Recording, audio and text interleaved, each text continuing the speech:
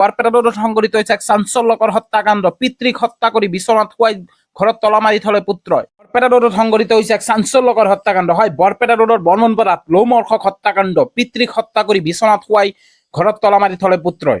অৱশেষত স্থানীয় লোকৰ অভিযোগৰ ভিত্তিত আৰক্ষী উপস্থিত হৈ বিছনাৰ মৃত অৱস্থাত উদ্ধাৰ কৰিলে পিতৃৰ মৃতদেহ।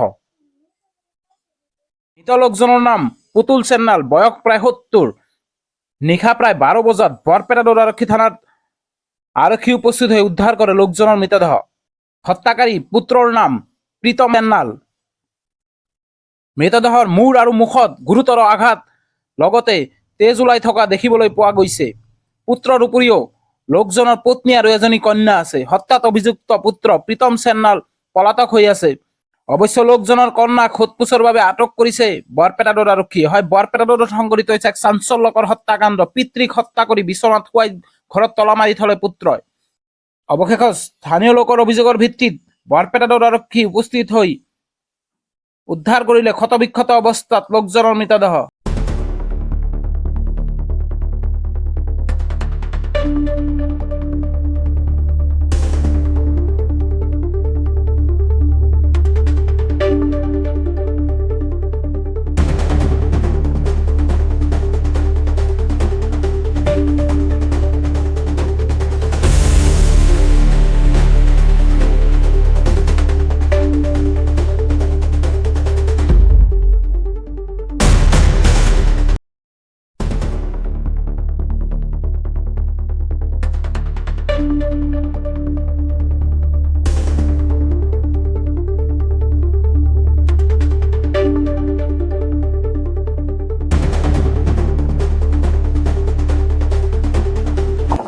काय মাৰছিল? হ্যাঁ কিয় কিয় কিবা মই বেয়া কথা কৈছে সেইকাৰণে মাৰছে। কিহেদি মাৰছিল? হাতেদি। হ্যাঁ হাতেদি মাৰা তাৰপিছত ইয়াতে কাই থৈছে বিছনাত? মই নাজানো, মই একো নাজানো। মই মাৰ লগতেই আছিলো। মাৰ দাদা ক'ত? দাদা ক'ত? দাদা এতিয়া ক'ত? আবেলি 4 বজাৰ পৰা মই দাদাৰ লগত একো সম্পৰ্ক নাই। দাদা খোজাই পোৱা নাই। তোমালোকে ক'ত গৈছিলা? হা? ক'ত গুচি গৈছিলা? বৰপেটা? মাৰ লৈ মই আগত বৰপেটা মেডিকেলত গৈছিলো। মেডিকেলৰ পৰা ইয়াৰ পৰা ৰিলিজ দিছে বৰপেটা মেডিকেল টাউন। আৰু দেউতাকে দি গৈছা?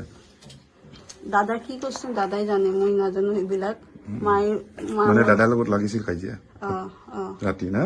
ৰাতি নহয় মানে কেইটাত? মাৰ অৱস্থাটো বিকালত আবেলিৰ পৰা হৈছে। কাজিয়া কেতিয়া লাগিছিল দাদাৰ লগত? দাদাৰ লগত কাজিয়া কেতিয়া লাগিছিল? কেতিয়া কাজিয়া লাগিছে মই নাজানো। তোমাৰ ঘৰতে আছিলে? মই মাৰ লগতে আছিলো। তলা মাৰি গৈছে। মই সেইটো মোৰ লগত ফোনত কথাই যায় এই ছোৱালীটো ডাঙৰ বাটিত কৈছে 1টা বজাত ফোন কৰিছে। তাৰপিছত মোক 8টা মাতে। ঠিক আছে, তুমি যে গেলি তোৰ বাবা যে ঘৰত আছে তালা মাৰি থৈ গৈছা। ভণ্টিয়ে ভুলত তালা মাৰছে। এইটো তাৰ ডাঙৰ হয়, এইটো ভাইটো তালা মাৰি গেলি। মই তালা মাৰিব নালাগিছিল, মানুহটো কি খায় কি নাখায় আমি কেনেকৈ জানো। তাৰপাছত বহুত টাইম হেৰি কৰি ফোনটো ৰাখি দিলোঁ। ৰাখি দিয়াতে ঘৰত আহি মানে থানাৰ পৰা আহি মই ফোন কৰিলোঁ। ফোন কৰাতে ছোৱালীটোৰ ফোনটো ধৰছে। তোৰ ভাই ক'ত? ৰিপৰ্ট আনিব গৈছে। আচ্ছা ঠিক আছে, ৰিপৰ্ট আনিব গৈছে। তহঁতে এজন মানুহ কিয় নাহা? আহিব লাগে। আমাৰ এই মানুহটো আমি কেনেকৈ ওলাব পাৰোঁ, কি খাই আছে বা কি নাখাই আছে। তুমি ৰিক্স নিবা। আমাৰ দাদা আহিলে মই কি ৰিক্স ল'ম? মইতো ৰিক্স লোৱা মানুহ নাই ন। মই বাহিৰৰ মানুহ। দাদা আহিলে ৰিক্স ল'ব লাগিব। থানাত গ'লোঁ, থানাৰ পৰা আহিলোঁ ঘৰত, আকৌ গ'লোঁ থানাত। তাৰ পৰা আহি 2জন গ'ল আপোনাৰ হস্পিটেলত হেৰি বৰপেটাত। আমিতো পাব যে এইটো আমি এটা আইডিয়া কৰিছোঁ। তালা তালা এনেকৈ যিটো মানুহ ঘৰত নাথাকেই এনেকৈ হেৰি লৈ গুচি যায়।